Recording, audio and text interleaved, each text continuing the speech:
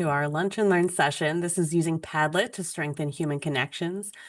If you weren't able to be here for the previous Lunch and Learn, the theme for this semester is how to keep humanity at the center of teaching, whether that means reflecting on the things technology can't replace or exploring the ways that technology can enhance our experiences. So in today's session, we're going to focus on the tech tool Padlet and how that can strengthen our human connections.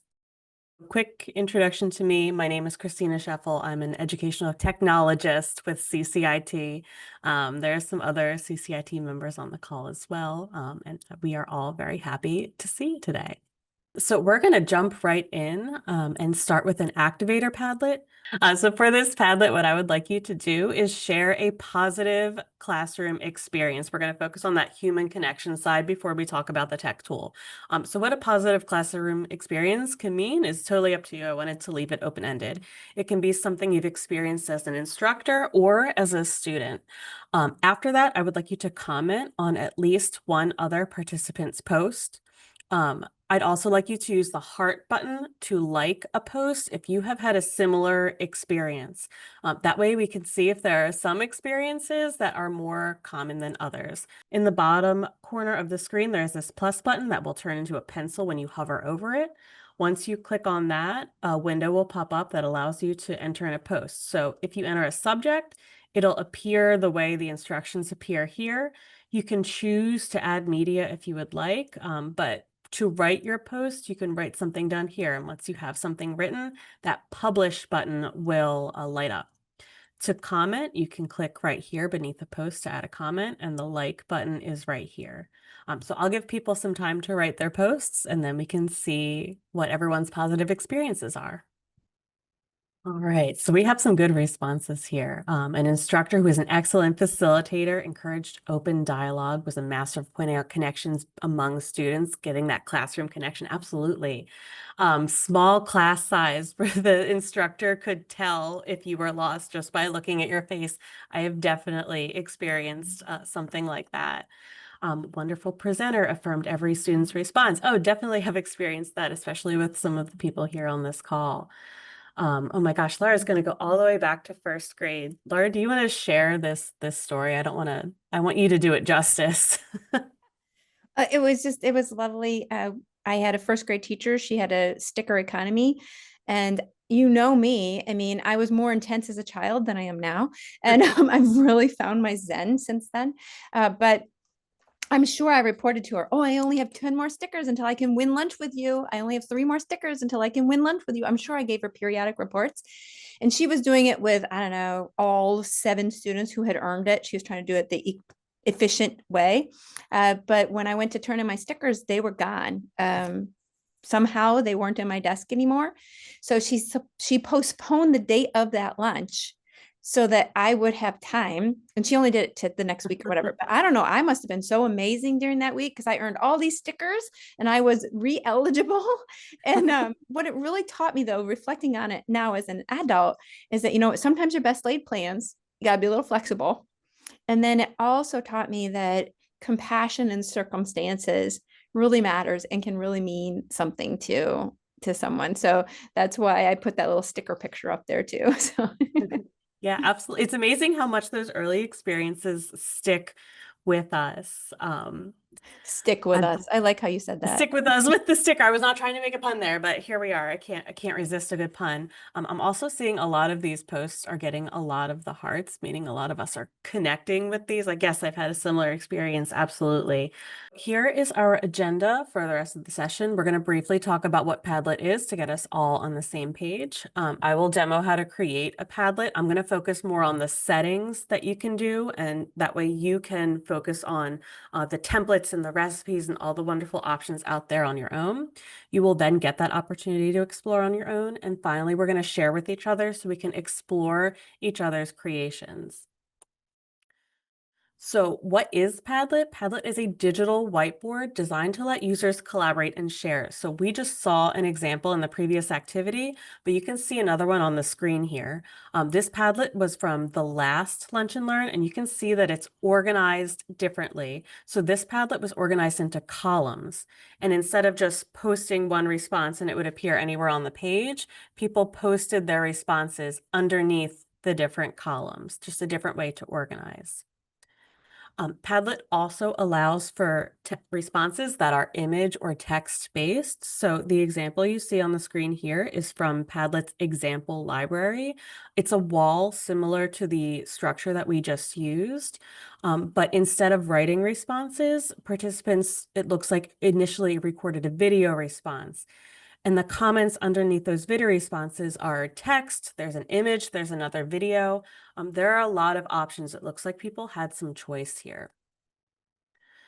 So there are lots of ways to encourage interaction in the classroom, and we always want to consider our purpose first before deciding what tech tool we want to use, if we want to use one at all. So one benefit of Padlet is that it allows you to hear from all of your students. Using ourselves as an example, at the beginning of this session, if I had asked you to unmute and share, I may not have heard from everyone. That's definitely the case in face-to-face classrooms as well.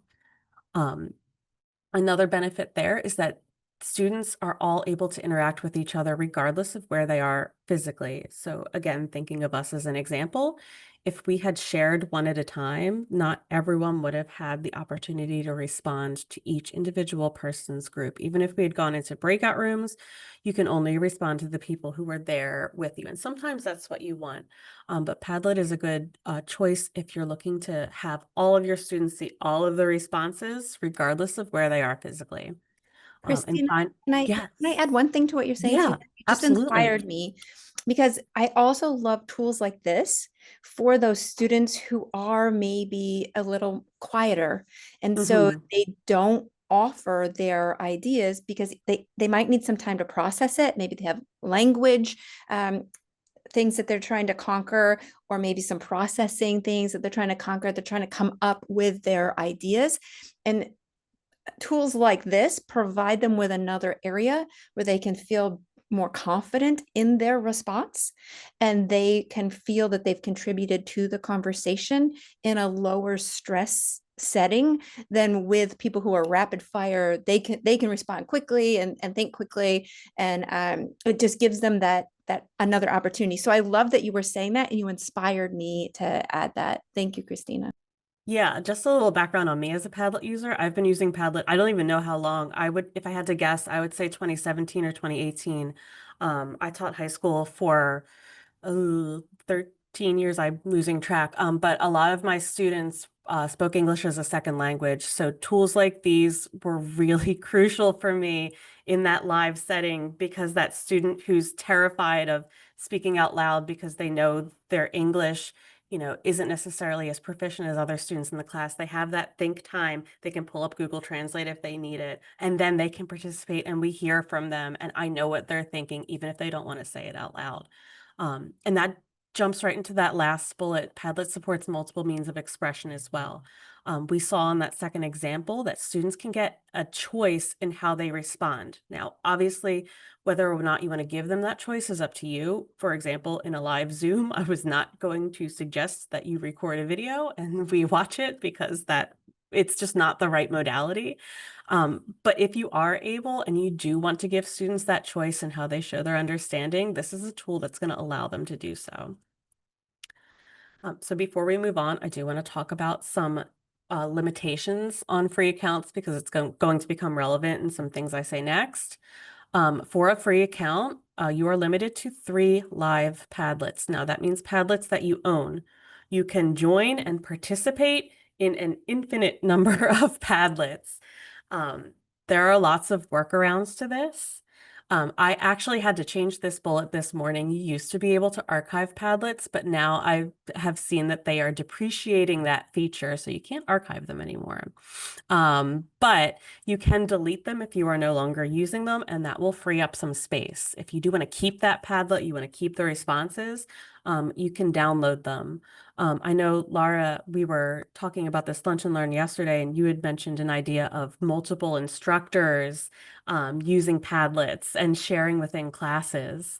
So there are lots of ways we can get around the three. Again, I've been using this since 2017. I've never paid for it, so I can vouch for those workarounds.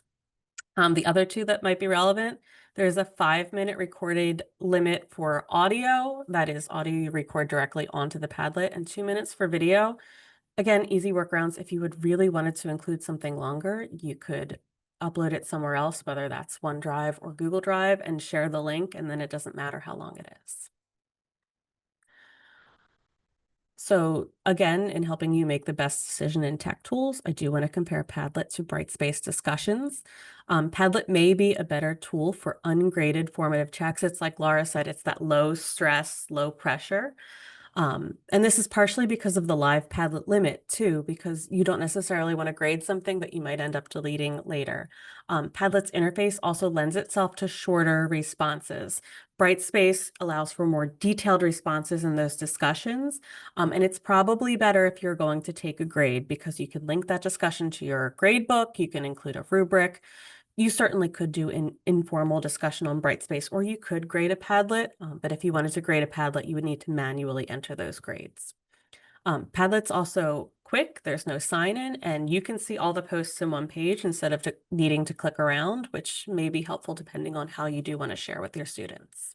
You made me think about something else, Christina, because we were talking about it before when we were practicing for this. That if, for instance, you and I both taught Psych 223 and we Mm-hmm. wanted to have a common thing across our two courses, Padlet might be a really good place for that. So that we could have this conversation that now you take my 25 students and your 25 students and they can interact with each other. But I do want to point out Brightspace does allow for video and audio recording Mm-hmm. in the discussion boards. So you can do that. Your students can't put up a fake background though, which is kind of a difference between if they record their own video on, say, Zoom and then upload that. But I believe the video responses, audio and video might be up to 30 minutes. That's pretty long to watch them all, if you ask me. But that's a lot of talking. But those are available. So if you still want that richness in Brightspace, you can do it. If you want tips for how to, reach out to us and we'll help you. But I did want to say that you can do the video and audio also in Brightspace. It's just a different kind of interface as well. Yeah, a lot of it really depends on how you want things to look, both for you as the instructor and for your students. So last thing, before we move on to the demo section, I do want to talk about accessibility, because that's always something we want to keep in mind when using tech tools. Padlet is accessible to screen readers and basic keyboard navigation. Their VPAT did note that there were some issues with keyboard navigation when you get into adjusting your settings, but posting, sharing, all of that, that worked just fine. And Users have as a reminder, can you just remind us what VPAT stands for or what it means, what it is? A VPAT is basically an overview of whether or not the tool, like how it meets WCAG accessibility standards, which are web accessibility standards for digital tools. So people will test and make sure, oh, okay, yes, this can be used by a screen reader. Oh, no, it can't. And here's what specifically it can't. So if you do ever want to find a tool's VPAT, you can look it up on their website. Usually it's under an accessibility tab or something like that. And these are just a few things. Like the whole thing is huge and detailed, but these I think are the most relevant accessibility things you're going to run into. The next one is a setting that users can toggle on, and I'll show you where that is. High contrast mode is an option for you. And reduced motion. I actually have my reduced motion turned on. What that does is it limits animations and it makes it so that if people post GIFs, they don't autoplay. I just said I used to teach high school and kids would love to post a bunch of GIFs and they were fine and appropriate and they're just all moving at the same time and I can't handle that. So I have my motion turned off. I have to manually play them. Um, Other than that, as it is the case with many tech tools, accessibility is going to depend on what users post. So if you post an image, you can add alt text.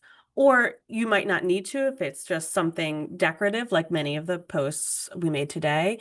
Or you can also explain what your image is in the post itself if you've written something as well. If you record a video to Padlet, it will auto caption. It's um, on their roadmap to be able to edit those captions, but it's not live now. So it's not ideal, but it's better than nothing. Other than that, if you are going to include a video from elsewhere, it's really up to you to make sure that those captions are there. So again, just things to consider when using this as a tool. Okay, so I just did a lot of talking, so I'll give everyone a chance to pause and process. In the chat, what I would like you to do, describe a way someone could use Padlet to engage with others. Again, very broad. This could be in a classroom, or it could be a way you engage with your colleagues, engage with students in really any context. Take a minute to write in the chat. Warm up for professional learning. I know I've been in other CCIT sessions that have used it as a warm up. It really is a great tool for that. Brainstorming for more detailed projects. Asking students what topics they want to be covered on a test. Yeah, that would be really useful for one student to post and another student to comment underneath to add on. I do like that idea. Use it as a bulletin board. I've seen a lot of Padlets, resource Padlets, not necessarily ones people want others to interact with, but ones for resource sharing, just another use case. I'll show how to sign in. I'll show how to create a Padlet. What I'm going to focus on is more of the settings side, because I want you to explore a lot of the templates and examples on your own. And that's what we'll do after the demos. So what you see here is Padlet.com. This is what it will look like if you're not signed in. If you need to log in, you have this login button right here. If you have never signed up before, the sign up button is here. Extremely easy to sign up. You can sign up with Google or Microsoft. I use Google, honestly, because it was first on the list. And now I can use my Dell Tech Google account to sign in wherever I am. What you see here is what you will see once you are signed into Padlet. It may not look the same color-wise because I have my dark mode turned on. We were having a conversation about dark mode in another meeting earlier. I have dark mode on everything, but the interface will look the same. At the top, this is your home screen. If you click on Gallery, it will give you a gallery of templates and examples that you can explore. The Learn tab is all of your tutorials. So if you are looking for something specific, this is a really good place to go for information. Join would be to join someone else's Padlet. And TA, it looks like it's lesson plans and things like that. I haven't explored it too much. That is certainly something you can explore today. Back on my home screen, right now I'm on the Recents tab. So this is going to show any Padlet that I have recently accessed. So this one I own. These are all example ones that I was just exploring just to see what they were. You can see last week's Lunch and Learn is here. So lots of different options here. Made by Me will show just the ones that you own. So down here, you can see it's got my 1 of 3 Padlets used because the only one I have live right now is the one that you just accessed. You can see your deleted Padlets, but they're not deleted forever. You can see I messed up another version of this one. It'll last for 30 days. I can choose to restore it, but if I do, that's going to eat up one of my 3 spaces. So let's make a Padlet. There's a few places you can go to make one. You can click this button right here that says make. You can click the button here that says make a Padlet, and I'm sure it's hiding somewhere else too. So when you do click that, it does look a little overwhelming because there's a lot of options, but your 2 up here will be blank board and blank sandbox.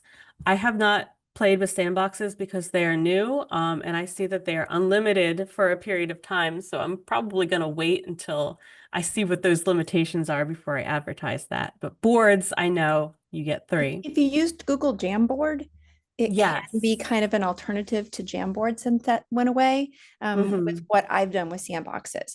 But again, that's unlimited until December 31st. If anyone wants to get in there and play with it and see if it would be useful for them or not. Yeah, no, there's lots of options here. A lot of people jumped on trying to create Jamboard alternatives after Jamboard went up. So here I saw in the chat, yes, AI recipes is new.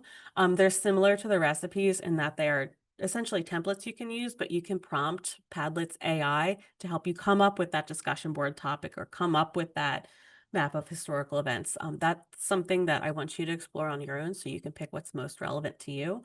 I'm going to go and create a blank board. I'm going to be boring. So it will default to wallpaper. You can change that. There is a title here. You can change that later too. You don't need to decide everything now. It will ask you what format you want. Again, you can change it later if you decide you don't like it. A wall is what we did as our example, where all the posts just kind of showed up in an even wall.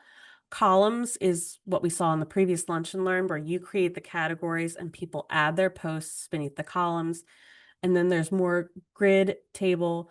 Down here, some interesting ones. Timeline, you can arrange things in a timeline to help see a series of events. There's a map option too, if you want people to place pins on a map.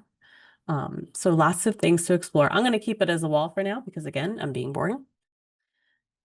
So once you are in, the way you change all of your settings and adjust the Padlet is all here in this menu to the side. So if I click on my name, one useful thing that I personally wish was much larger is your accessibility settings right here. That's how you can enable keyboard shortcuts and automatically dismiss app messages. Those are auto toggled on.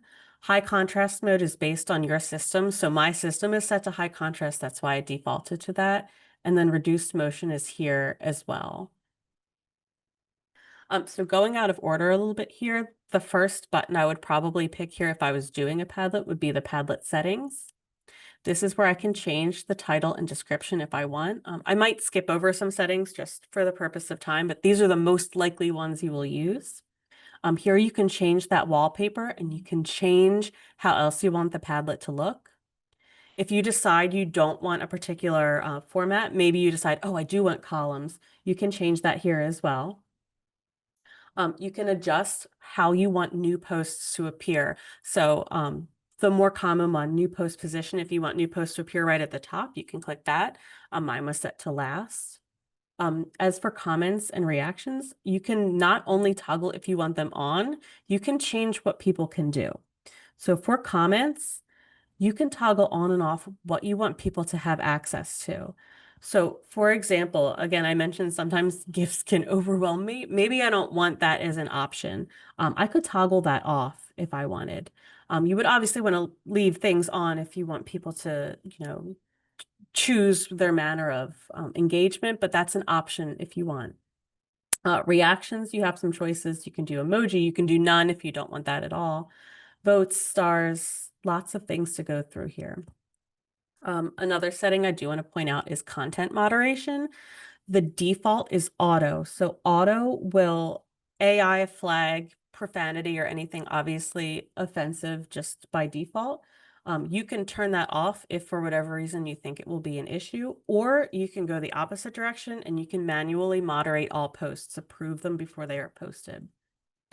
And I'll just tell you, I did get an email about one that I had used in Psych 223, and it just came through. So, but it said, oh, the auto feature returned that someone had mentioned bullying. Well, the question was about how responsible is social media for any mental distress that it might cause. So someone mentioned cyberbullying in there, and I said, oh, "There's a message about bullying. You might want to go check it out." And so it was a nice little tip, especially depending upon the grade level or the topic. I would see maybe in some of our sociology courses, the topics might get a little bit um, um, particularly sensitive. So those are some things that you could consider when you're thinking about the importance of moderation. Yeah, absolutely. All right. So this three-dot button down here, just some more useful things. This is our additional options button. It'll give you some of the same options that are on the side, but two things I want to point out. One is the option to freeze a board. That means you're locking everyone from participating in it, but still leaving it open for them to view. That is especially useful if you want to move on. You don't want your students still on the Padlet. Maybe someone really has something to say. You can freeze and unfreeze it at your will. Clear posts is also useful if you want to use the same Padlet for a different group of students. You don't necessarily want to keep it. Maybe it is that quick warm up. You can just use that same link for different people. Up at the top is the share button. Default permissions, your default link privacy is secret. That means anyone with the link can access it. You can change that again to make it more strict if you want. Default permission is that anyone who accesses can write, but you may want to change that as well. So if, for example, if you're using it as a resource repository, you might want to change access to reader, or maybe if you did a timeline and you don't want students to add or subtract to your timeline, you could switch to commenter. Add collaborator is what you would do if you want another instructor to have access to this, to edit the settings and things like that. Anyone can still jump in and write as long as you have that share link. This button here is how I got the QR code, get QR code. Here's the button for the embed code if you wanted to embed in Brightspace. And your copy link button is right here. Quick and easy, copy and paste in your chat. All of your export options are here in case you wanted to save your Padlet. These other buttons on the side, your remake button, if you saw someone's Padlet as an example and you wanted to remake it, that's what you would use that for. Notifications is your activity panel, just what people have been doing, and this button shows a slideshow. I've never actually seen someone use that before. I would like you to have some time to explore. So we'll do directions first, and then I'll give you time to let loose, and then we'll all come back as a group. Okay. So I see some coming through the chat. How do you get the link to yours again? In the top right, actually, let me jump right onto mine because I need to share mine. I'm not ready yet. Let me share. So you can see I was experimenting with a timeline. Let me publish this one real quick. Come on, screen share. There it goes. In the top right, the share button, one of the options here is copy link to board, and you can paste that right in the chat. Christine, I just saw that I was trying to add an image to the post I was doing, and AI actually looked at my little post and said, "Ooh, do you want to use one that has this search term, super hearing, instead of just hear?" Yeah, it did that for me It's too. fun and scary all at the same time. I mean, mine was less scary because I wrote, my title was Thanksgiving. It was like, do you want to search Thanksgiving? But it did save me that second. Like, I guess that is what I was going to search. Oh, and then as I hit post, I'm in David's. As I hit post, it said it asked me how I want to be referred to, and right now I'm Friendly Duck. Ooh. But it lets me choose if I want that name, or if I would need my student name, something like that. I hadn't seen that before. Jen and I are apparently on the same wavelength because I was just about to say something about the first half semester summary. I clicked on that one too. So if you haven't clicked on that one, it's columns that make up a 3-2-1. Three things you learned, two things you struggled with, one goal for the second half of the semester. Just a really good visual way to show the directions. And have students post right underneath. Yeah, absolutely. Laura, I like how you turned favorite food into a deeper question. The question on the page is, does childhood comfort food hold more emotional value than newly discovered cultural foods? That's a really AI good. did help me come up with that, just to Oh, point did you that use out. the AI recipes? Yes, I typed in the little chat. I said, I want to know about favorite foods as childhood or favorite foods in adulthood, like how that can compare. And it came up with that. So just to put that out there. That's very cool. I did not test out the AI recipes. I went in to try out a timeline because I'd never really done one before. And for mine, I left the permissions so that you can only comment. That way people can't add things to my timeline. Not that I wouldn't want you to, but if it was students, I might want to have a set timeline. But the comments and reactions are all there. These are all really, really cool. People got creative. So I do want to leave everyone with some resources before we get on our way to eat our lunch. The first thing that we will drop in the chat is the Padlet reference guide. These are written interactive directions that walk through how to create a Padlet and how to set up your settings. We are updating some of the screenshots in that because certain things have moved or they might look a little different, but the directions are all essentially the same. The other link that we will share is a link to our Lunch and Learn website. On the Lunch and Learn website, you can return to this recording. So we have an accordion that shows upcoming sessions, descriptions of those. If you go into any previous sessions, it will have an edited version of the recording that cuts it down any of the wait time, so you don't need to watch through that.